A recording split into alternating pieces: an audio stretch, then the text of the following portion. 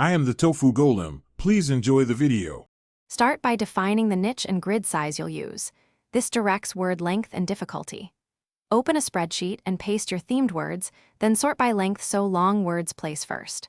Once done, remove duplicates and obscure abbreviations because KDP buyers expect clean puzzles.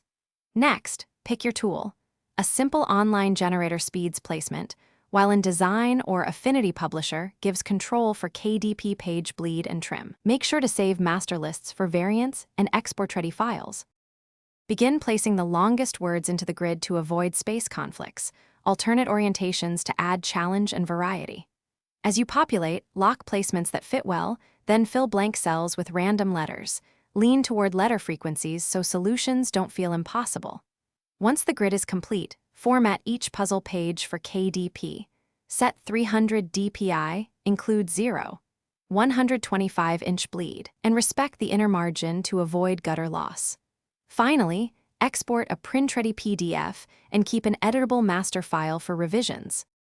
Assemble the interior by adding title pages, puzzle pages, and answer keys. Label each puzzle so buyers can navigate.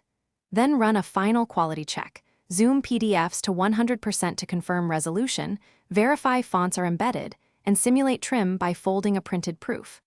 Once satisfied, upload to KDP using the correct template and select black and white or color interior. If pages shift or fonts change, re-export from your layout program as flattened PDF/X1A and re-upload. Thanks for watching.